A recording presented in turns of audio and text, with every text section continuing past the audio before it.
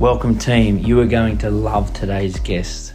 Whether you are an elite level coach, an elite level athlete, a junior level coach, athlete, trainer, teacher, parent, business leader, there's something in it for everyone today. I'm bringing to you Nathan Cleary. Nathan Cleary, who is at the top of his game. At the time of recording, is only 23, so there is so much more to come in his journey. He holds a position with a lot of responsibility in any team. His position has a lot of responsibility. In particular, the team he's currently with as co-captain, the Penrith Panthers and the New South Wales State of Origin team. Number 7 is the position that has the most responsibility. So I'm very grateful. I want to thank you, Nathan. Let's get into it. This episode of GTE is brought to you by Pain Away, Australia's #1 joint and muscle relief since 1999. Find out more at painaway.com. Need a holiday? Call Tripadeal. Call 135-777 for a live chat because they make your travel dreams come true. Nat, thanks heaps for coming on. I usually introduce this podcast to listeners. I call them my team, like I say, welcome team. But the reason I do that is because I try to treat listeners the same way I would like to treat you each day when we're at work, which is to expose them to wisdom or people or stories or whatever that may help them. So I try to, every time I talk to someone, I'm always thinking, how can this help the listener? So thanks heaps. There's nothing scripted, but I know I like starting like that because I know if I wanted to inspire a young kid, a young coach, a teacher, a business person, like whatever, there's so much about you that will make a massive difference. So please, when I'm saying I thank you, like you don't understand how much this helps people. So as an example, if there's a teacher now listening, that teacher then goes and influences 100 kids.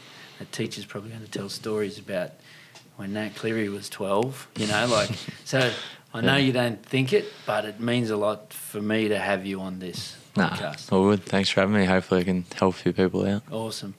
Well, we might as well go straight there to being a 12-year-old or younger. So we'll get a little bit of your background and then I'm sure this conversation will go in all directions. Yeah. Life as a young kid for you, what was that like? Where was it? Where did you grow up? What sports did you play? Yeah, so I originally grew up on the Northern Beaches. Mum and Dad are both out there. And then when I was about 3, we moved over to New Zealand. Dad finished his career over there playing, moved back here for a year or 2 and then moved back to New Zealand when Dad was coaching. So spent most of my childhood growing up in New Zealand. Really enjoyed it. It was different, but I think it suited kind of, I guess, my personality, and I think the family really embraced it and liked it. Played soccer over there for a while, probably till I was about 11 or 12. And, you know, I'd always enjoyed footy, but just for some reason just never really got into it, and it was something that Dad never really pushed me into or anything like that. So I was enjoying my soccer, and then I got to a stage where I had a few mates that were playing league over there, and I thought, you know, I was about 11 or 12, and just wanted to, was kind of just felt like I needed a bit more contact or something. Just wanted to play footy, and got into that, and got back here when I was about 15, I think. So yeah, well, that's interesting. If we stay there for a minute, you played soccer. Did you do any other sports? Yeah, I played cricket. You know, played like touch footy. Just I liked all sports, but in terms of like playing on the weekends, it was probably only cricket, soccer, and then got into footy. But I'd kind of dabbled around with like union, basketball, anything that kind of had a ball in it, I was pretty keen to play. Okay, because that's interesting. You're now at the highest level. And again, on this podcast, I try to bring people who are at the top of their game. You are at the top of your game, but I actually think it's only the beginning. Like your journey's got a long way to go. Yeah. But again, if we think how can we help the listeners, there's a lot of parents now of young kids playing sport. And you just gave me a little lesson from your own father who you said didn't push you into anything. Yeah. You played multiple sports, so there's a lesson straight away. A massive thing I'm a believer in is kids playing all sports. Yeah. So even in that little story, there's parents listening now going, hey, maybe I shouldn't be so pushy. Yeah. Let them play. Let them play. Because your skills are you've got a wider range of skills. You can even play golf. You can basketball, you can soccer, you can do all that. I see you love your soccer, by the way. You're wearing a Juventus jersey. What do we got here? Yeah, Juventus, Adidas sponsor most of the soccer team, so lucky enough to get a few jerseys and support Man U, but pretty into Juventus as well, obviously with Ronaldo and stuff like that. Yeah, nice. Ronaldo. Now, I wonder if he's listening. Ronaldo, if you're listening, can you jump on the... Would love to have you on the podcast. I actually did meet Ronaldo. I went... I'm a big believer in trying to learn off all sports, other sports, and usually I make an effort to visit places around the world. Juventus has been one of them. And I loved when I asked one of their trainers, what does he bring to this team? And the trainer explained it as he lifts... Like if your star player has a work ethic and the professionalism and all the things that make him world class, I'm not talking good, I mean world class, it lifts everyone else up. So he apparently changed the dressing room feel. He wears the number 7, so do you. He's in his 30s, mid-30s. You have that role at your club at 23. Yeah. Do you understand how big that role is he sets the standards at his club to be world class? Do you understand what's on your shoulders? Yeah, I think so. I think it kind of comes with a responsibility of I guess wearing the number 7 jersey in the first place. Obviously everyone kind of looks to you on the field to be the man to direct them around, but now that I'm lucky enough to be co-captain alongside Yowie, it's you got to be setting an example 24/7 now. It's not just here and there. It's whenever you come into training, off the field, on the field. You got to be, doing the right thing, and hopefully that influences the younger guys. Okay, we're going to go back there definitely, but you mentioned the word influence there, so I'm actually going to ask you, who influenced you? A couple of people you look up to in your life. And what characteristics have influenced you? You've already mentioned your mum and dad a couple of times, and we've only been talking 5 minutes. So can we start there? Yeah, sure. Family? I think I'm very lucky with the family I have. We're a pretty close family. Everyone gets along, and I think mum and dad have provided. They've got 4 kids, but they've provided us with everything we needed to kind of have a go at life, and they've always been super supportive no matter what's happened. And yeah, I can't thank mum and dad enough. I think they're definitely 2 of my role models. Mum more so, she's just probably the most caring person I know. She's always so helpful with everyone. And I think that's a real good character trait to have. And saying that, I like to try emulate. It's pretty hard to try and help everyone, have a conversation with everyone, but mum seems to do that all the time. And I think dad's just super hardworking, and he's really loyal as well. It's another, character trait I like, is just being loyal. Always kind of protecting your own, supporting your own, no matter what. And it's no different playing in this team now. Definitely like to have that character trait. Them 2 are definitely 2 people I look up to, and they've had a massive influence on my life. Mate, can I just say, first of all, how I love listening to that, but also I don't know if you realise that comes out in you and your game. Now, what you said about your mum, how she gets around, she can talk, she can care about others and whatever, I see you do that as a number 7. Like, that's your big job as a number 7, is build relationships and make an effort. And I see you every day get around this building and go and shake everyone's hand, basically, connect with everyone. You've had to work on that. I've noticed. I've seen you develop that. You made a decision. That's what you're going to do, to work on that? Yeah. I think, different to mum, it probably doesn't come naturally to me in terms of, I'm a bit introverted, a bit shy, where she's totally out there and happy to have a conversation with anyone. But, I knew that was important within the team to build relationships and, connect with people, because, ultimately that's what builds trust. So I think one thing I tried to do to work on that was just every time I came into training, each morning would just go around and, just greet everyone that was in the shed. I think that helps just, let them know that, just build a connection. And, I think it's definitely helped.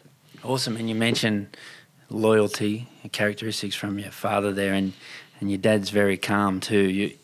I see that a lot in you, which obviously is how you've been brought up. You're very, very calm, very ultra competitive. Where was that influence in your upbringing? Like you're very calm, but you compete hard at everything. Is there a little influence there growing up? Yeah, I'm not too sure about influence. I think it probably comes from Dad as well. I think he was definitely competitive, but I think it's just in terms of characteristics, I'm probably a lot more like Dad, where he's probably a bit shy, introverted, but super competitive, and I think I've got a lot of his characteristics. But yeah, you only have to ask Dad about the competitiveness growing up. Like, he used to just play footy with him in the front yard when I was like 4, 5, 6 years old, and I'd cry if I didn't win. Like, it's pretty embarrassing telling it now, but I think it definitely stemmed from a young age, and I think it's just I don't know. It's anything I play, I just want to try to win. That's awesome, man. So on the rest of the family, I mean, you have your sport that you're now at the top of your game, mate. You have a lot of that on both sides of the family, right? Yeah, it's probably more so on Mum's side, actually. So a lot of people think that the footy kind of ability comes from Dad's side, but it's probably more so Mum. She's been surrounded by footy her whole life. Her dad played a couple NRL games, I think, and then her brother played NRL, and then her brother-in-law also played NRL. So there's a few on that side, but then there's also Dad, and both his brothers were sporty and ultra competitive as well, but they probably weren't so much into footy. Okay, you even went to grandparents there. You've told me before your hero is your grandfather. Yeah. Any characteristics about him that you can feel living and firing within you? Yeah, I think I think the best thing about him was just how well respected he was. No one ever had a bad word to say about him. He was actually he was a bookie down at Randwick and around there, and even when I go there now, like to the races, there's bookies coming up to me like talking about him, saying like how much of a legend he was, and I think that's something that's I definitely want to be like when I'm older, is just people that just have this profound respect for you no matter who they are, and he had time of day for everyone, and that's something that definitely loved about him, and he was super caring too. He's very much like Mum. That's awesome. I love you use the word respect. I actually see everything you do. I see respect. So when I see you work so hard, I see you respecting the game, and the game is paying you back. Yeah. I see your teammates, you respect them that much, and they are that loyal to you. They love you for it. I see you respect fans, and they love you for it. But again, even relating that back to your granddad, I think it's so. You will finish this game like that, and you will be like that. There's no doubt you already are. That's authentic. It comes out of you. It's not fake. So, but that's cool, and I love listening to you when you talk about your family like that, because it's special. I see you when you run out on the field, you still look up to the sky for your granddad and that, and that's pretty cool. I reckon from 12 years old, you've given some real lessons there. And one is those people are such big influences on your life. Was there any junior coaches, other people in and amongst family, or was there anyone you really looked up to or followed, or did you study certain players? What else has been a big part of your development? In terms of like footy players, I probably, as I said, I was watching footy since for as long as I could remember. Like, I was always loving footy, watched it. Obviously, Joey growing up, loved watching him. And then in terms of probably study, that didn't come till a bit later on, when you get in a system like this where you can just jump on the computer and look people up. Like, when I first kind of discovered that, I thought it was the coolest thing ever. So I was, looking up Cooper Cronk, Jonathan Thurston. They were probably two main ones that I guess, watched their game closely. We're pretty lucky with the analyzer stuff we've got. You just, type it in and you can watch all their kicks, all their runs, or try assist, stuff like that. So they were probably two people that I watched and I guess I think I'm definitely different to them, but just try to, implement a few things that they did well and were successful in, and try to implement that in my game. Okay, you mentioned there how much you study the game. So for the listeners, I'll try to paint a picture here. I walk past a room where there's computers set up where players can go in and study vision. I see Nathan in there before training. I see you there after training. And this is no exaggeration to the listeners. I know you know I'm telling the truth, but the people listening, I left the building about 9 p.m. a week ago, and you were still in the room studying vision. I don't think anyone studies vision as much as you. I know you have to in your position, but what is it? Like I don't know if I can paint the picture well enough for everyone to say, like, you are first on the field, you are last to leave the field. If we introduce something from our sports nutritionist, you're the one going to follow it up one-on-one. If we talk to you about sleeping, you're the one going investing in a better room to sleep in. If we talk about anything, you're the one following it up. Like, you're always trying to get better. But this studying of vision, it's the type of stuff that I will tell stories about forever to any young kid. Is the best in the world are students of their sport. There's no better student than you, but what is it? Like, you just said you've been doing this since you were a kid, but you just used to watch footy naturally, and now you deliberately watch it. But talk me through this. I think that's part of it. Like, I just, I don't feel like it's a chore, or I don't really feel like it's forced either. Like, I just, I quite enjoy just watching footy. There's probably people that play footy that, they try to stay away from it just to clear their head. But, I think I really enjoy watching footy, and it actually makes me feel, I guess, calmer when I actually watch other games and stuff like that. So in terms of study, I just think it comes back to preparation. I feel like I just want to go into the game as prepared as I can be, so then, you don't have any excuses if you don't play well or anything like that. And, I think study's just a part of that. And, we're super lucky with, I guess, the setup we've got. Like, you can jump on the computer after training, watch the whole training session, then you can go on the analyzer and then watch any game from however long ago you want. So it's pretty cool to do that. And, it's just something I try to do each week, just try to watch each training session, where to get better, where to improve, what's working, what's not, and then probably watch the opposition and, just try to tinker around with that and, see what we can do well. Does it spin you out to know that kids are now watching you to study you? Do you realise that they might not have the software programs, but they're YouTubing, Instagramming, even like, I love listening once Kobe Bryant used to study pictures, still shots, to see little fundamental techniques and body positions and angles. And do you realise that's happening? Yeah, it's still spinning out. Like, it's very humbling. You get people kind of messaging you saying, you're my idol, stuff like that. Like, it's still crazy, and something that I definitely don't take for granted. Like, it doesn't even feel like that long ago that I was that guy. And it was actually funny. Last year we versed the Broncos, and that Tom did, and he's a young halfback up there, and he kind of said to me after the game, he was like, "Oh, I've been like watching you and you're kicking and stuff like that, trying to, help that with my game." And I was just like, yeah, it was crazy. I was like, yeah, it was actually really like just a humbling experience, because, it's still kind of within myself. It still feels like I'm still learning so much more, and, still got such a long way to go, and I'm still, studying other players to get better. But to have people say that to you, it's pretty crazy. What was that like for you when you first come up against the people you were studying and your idols as such? What was that like? Like, you grew up in New Zealand, and so you probably grew up following Sean Johnson. Yeah. When you first played against him, what was that like?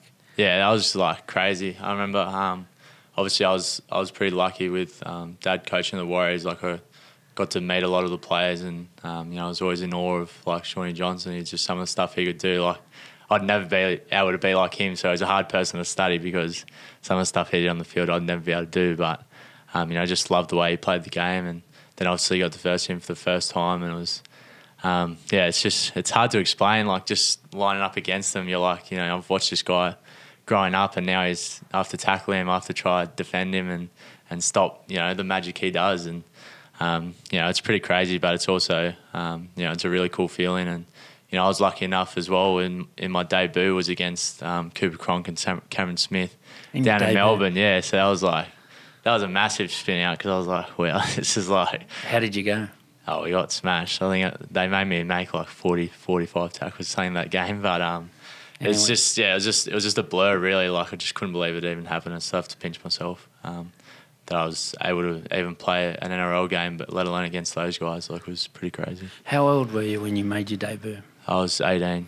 Okay. Yeah, so that kind of came out of nowhere as well. Like I remember the year before that, me and Dad were kind of speaking, and I'd just signed a new contract to join the first grade squad in 2018, and I think I would have been about 20 then, 21. And Dad was like, that's a real good opportunity for you to have a crack, push for that first grade spot. And then then Dad ended up getting the sack, so he left, and then that year was just the next year. I was 2016.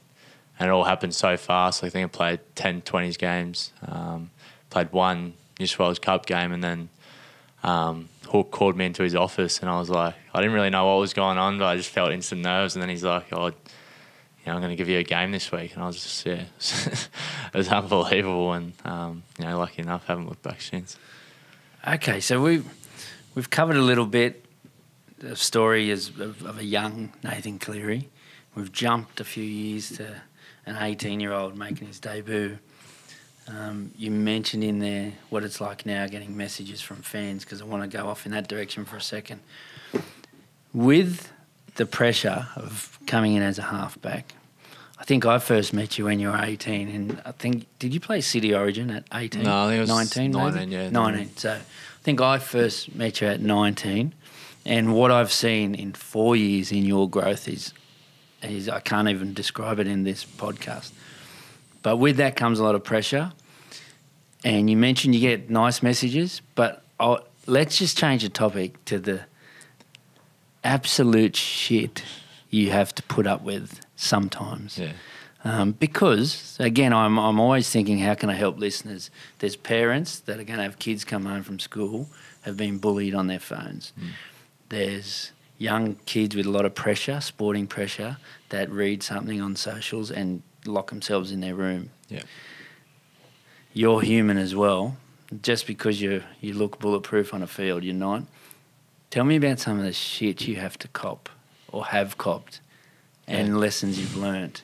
Let's go there.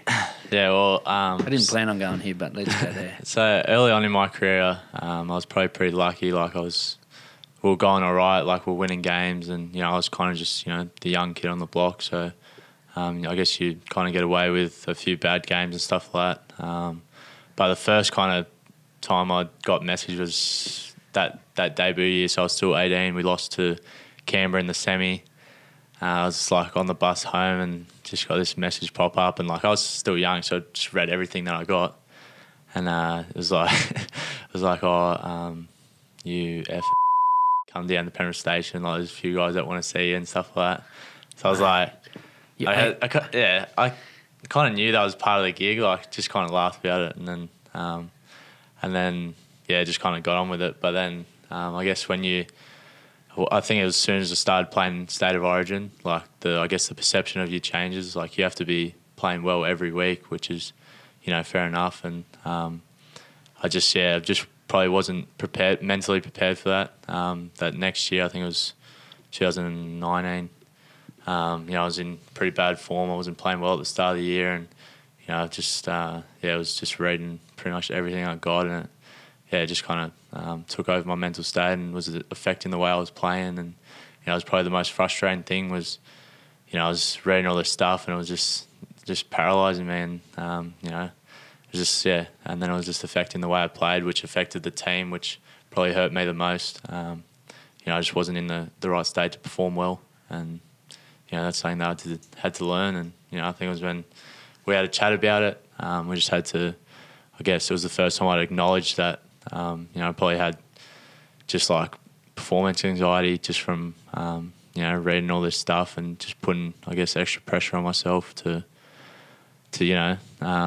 which at the end of the day, like footy's a tough enough game as it is, and there's a lot of pressure in itself. So if you put in more unneeded pressure, I guess, just from what people on Twitter or people message you on Instagram or stuff like that, like it makes it so much harder. You know what? Out of all the stories we've been telling, this could be a crucial part of this chat to help people. You mentioned when we had a chat about it, and my memories of that were the week I could see what was going on, and in fact, a week or two earlier, before we did sit down and try to get on top of all this, I thought, I'm going to pretend I'm one of the players, and I'm just going to go and read all the comments. And I read the comments. Honestly, mate, like I get some, but I'm a bit older, and probably it was easier for me to brush people. But I said, I'm going to put myself in the shoes. I'm going to read all the comments. And then I even went to some other losing teams of different sports that week and read all the comments.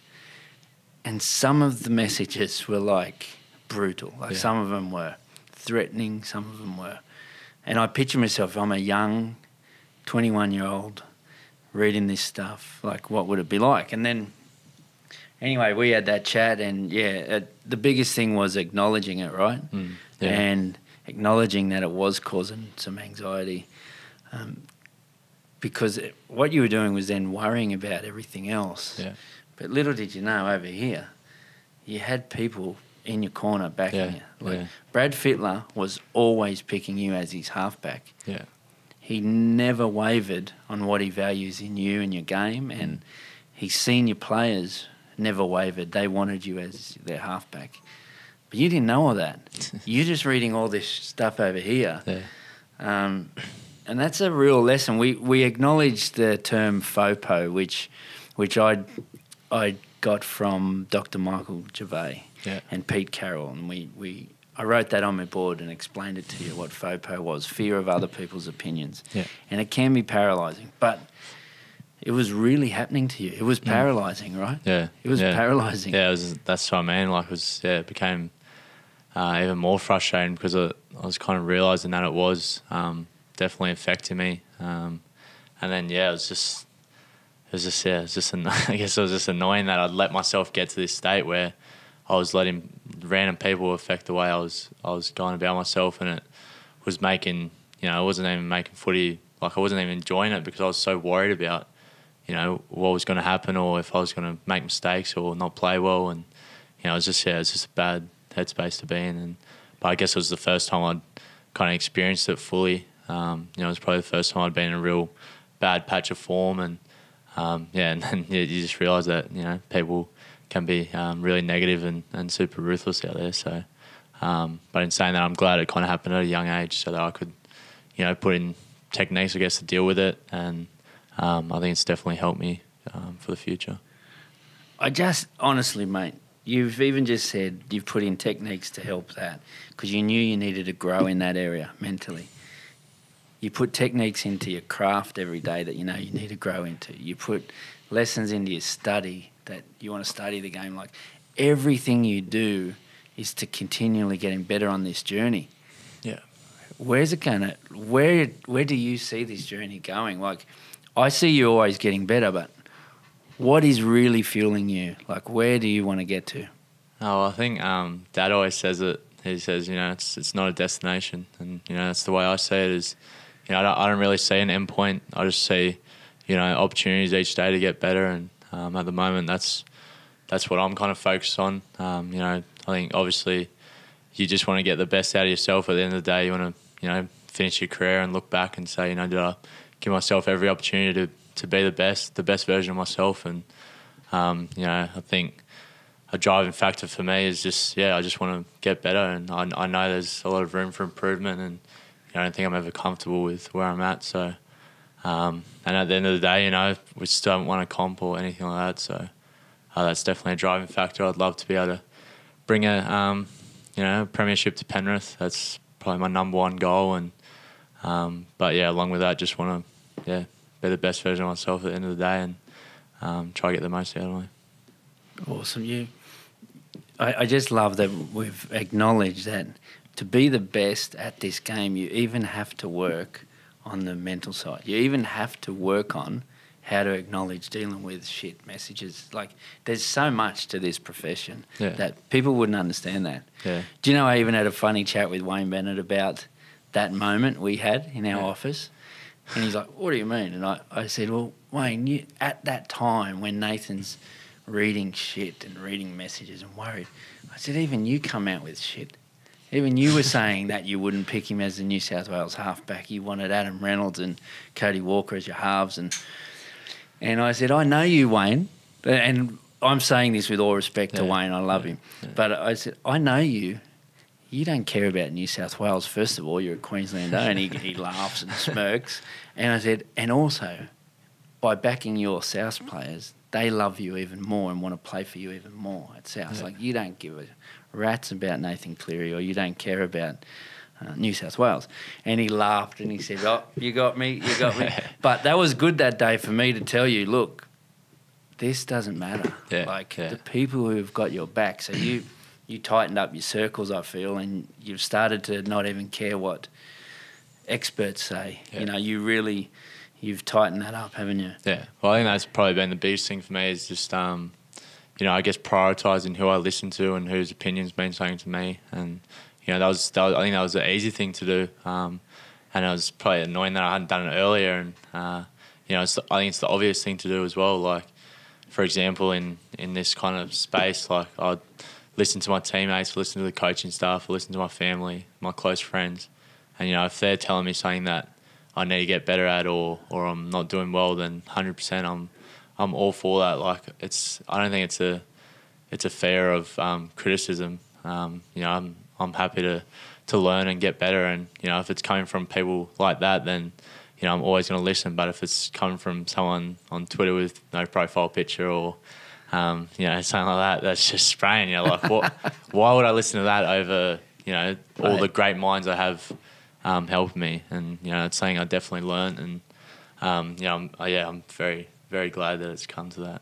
Mate, you just reminded me, the no profile picture, I got one. So you had a ridiculously good year last year. Won however many games in a row, playing for your state. Even when the critics come out about Origin 1, Freddie then says, I'll back you even more. You're now the vice captain of this team. This is your team. And you played the best game ever, game 2. And after game 3, I have this bloke on Instagram message me, no picture, fake name, blaming me, said, you're the reason why Nathan Cleary, blah, blah, blah. I shouldn't have bitten back. Like, I tell you blokes to not bite back, but I have a bit of fun and I write, mate, give me a real name at least so I know who I'm talking to. Mate, he started telling me, got pretty personal. He told me to go and catch COVID and die, basically. Yeah. He ended up getting really weird, and like he told me, he said go do a podcast on losing or something like that, and I went, oh, okay, so at least I've got a listener, and and he writes back. Then it starts like, yeah, I'm masturbating over your voice right now on your podcast, and I was like, whoa. It gets a bit weird. Like he's gone from telling me I'm a loser and I help you lose. He didn't message me when you win. He just messaged me when we lose. Anyway, but then it got all weird and I'm thinking, these people are out there. Like, I'm older. I feel like I can handle it, but what if that's coming at your 15-year-old kid? Yeah. Like it's disgusting. I just wish there was a way you could identify a fake name and expose them to the world. Yeah. Like some of the ones you've got, like you must have had some bad ones. People threatening to. Yeah. Well. Yeah. There's definitely some pretty tapped people out there. Like especially once Dad came over and just got like a bit personal with family and stuff like that. But yeah, right. At the end of the day, I don't think people kind of understand that if you're not. If you're not prepared or like you don't understand what's going on, like it can definitely have a pretty big effect on like your mental health and stuff like that. So I understand like fans are passionate and stuff like that, but I think there's a line sometimes, and I just think there's people out there that probably don't understand that, and I think that's something that you've got to understand as as a player and stuff like that is, it's just some things that you got to deal with. It's definitely not the right thing to do, but at the end of the day, you just got to try ignore it the best you can. And it's easier said than done, but I think if you're prioritising who you listen to, it definitely helps. And I still get messages now, but it's just kind of, you see a couple of them, it's just like, whatever. Like I don't even care what you're saying. Yeah. But yeah. Okay, I could talk to you all day. We've definitely shared some insight, and I know it's going to help people. But your love for the game, you've mentioned a couple of times. Your love, you mentioned as a kid, like it's never been a chore, just love it. Okay, so I want to ask you, we always talk about never lose the 12-year-old. Well, that was a line I used to try to use, and then I think I must have stolen it because then we watched the doco once on Wayne Gretzky, and he said never lose the 9-year-old. Yeah. So how are we ever going to never lose the 9-year-old in you or the 12-year-old? Because you started playing footy at 12. Yeah. Because what comes with it, as we know, pressure, expectations, a lot of money, a lot of this, a lot of that. But you play your best when you're having fun. You play your best when you're clear-minded. Yeah. How are we going to keep that? Because you're only 23. You've got a long time to go. Yeah. Yeah, well, I think, I probably had a taste of losing the 9-year-old in me, I guess. When I was worrying too much about what other people were saying, I wasn't even, enjoying or allowing myself to enjoy actually playing footy, which is, it's the main reason I'm here today was just my love for footy. And, I always grew up watching it, always loved it. Started playing because I enjoyed it so much. So, there's always going to be added pressures and stuff like that. But, that's saying that's going to be there. You can't, it's external stuff. You can't change the fact that there's always going to be pressure and stuff like that, but you can definitely control the way you go about it and how you can enjoy it and stuff like that. And I think you mentioned being clear, and that's something that comes back to preparation, which is why I value it so much. I know if I've ticked the boxes and I feel like I've got my preparation right, that once it comes to game day, it's just playing the game. Like it's just having fun. It's enjoying it and enjoying the challenge that it possesses as well. And I think sometimes you could probably fall into the trap if you're not prepared well enough. Then you get to game day and you're worried, and it allows you to have excuses about why you might not perform that day. But I think if you can tick every box, then once you get to game day, it's just the game to play. No matter how much pressure, how much people are talking, no matter what stage it's at, it's just a game, and you got to enjoy it. I'm very lucky with the team and the culture we've built around here that, everyone works super hard. Like I don't think I've been a part of a team that works so hard for each other or trains so hard, but I've also never been a part of a team that has so much fun with it, and there's so much banter and just, I guess sometimes just kind of blasé about what's going on and the pressures around it, which makes it easy and it makes it enjoyable and fun. And I think that's probably another thing that you talk about, like where's the final point. It's I always see I want to be that kind of person that brings their teammates up and allows their teammates to feel their potential as well. And I think the environment and culture we're in now definitely does that, and it's very enjoyable to be a part of. And I think it's definitely helped with me kind of getting to my best form, and also the rest of the team as well. Super impressive the way you have everything in order right now. Your answer to that is so impressive. I don't know if you understand at your age. Like it feels like I'm talking to a 33-year-old, not a 23-year-old. But in there, you mentioned mateship, you mentioned the fun, and I see it in you. And you once said to me, your vision is to play with a group of best mates that fight to the death, was what you said to me once.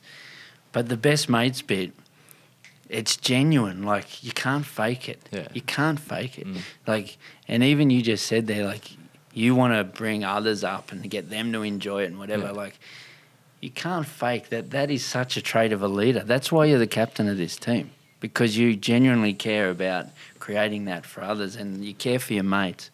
How good is sport for mateship? Like, again, there's parents listening, teachers listening. Throw your kids in team sport, no matter what the sport. Like, you got memories for life, right? Yeah, mates 100%. for life. And, I guess that's another reason why we're kind of lucky is that a lot of us in the team now have kind of played through the juniors together, and now that we've kind of reached this, like it was a dream back then to be able to play NRL, but to be able to do it together now and just to win one game with them was awesome. But especially in the streak last year, it's hard to explain how good it was, and and then unfortunately we lost the big one, but if we could win a comp together, it'd definitely be a dream come true. And at the end of the day, there's nothing better than after a game, getting a win with your best mates. Like it's good. It's the best. I tell you what, I will finish because you have to go training. Yeah.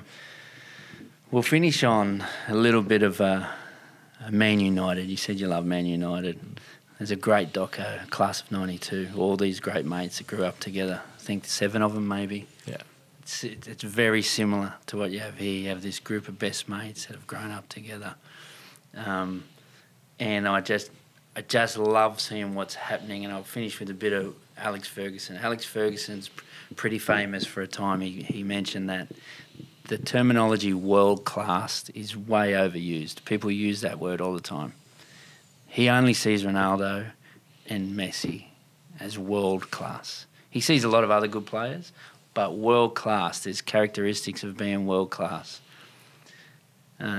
People that are listening can go and listen to that. Just search Alex Ferguson description of world class. You are on your way there, mate. You're on your way there. People would say you are now, but I know you are still determined to go. There's a few more things you need to tick off, but you're on your way there, mate, and it's such a pleasure to be able to share that to the listeners. And for me personally, I love working every day with you. I love it. But to share that with others is awesome. I appreciate that, mate. Thank you for the kind words. And, again, I think I've got a lot of people to thank for, who I am today, and no more so than teammates and coaching staff. Like, it'd be nothing without you guys. So. Good, man. Thanks, mate. Cheers. This episode of GTE is brought to you by Pain Away, Australia's #1 joint and muscle relief since 1999. Find out more at painaway.com.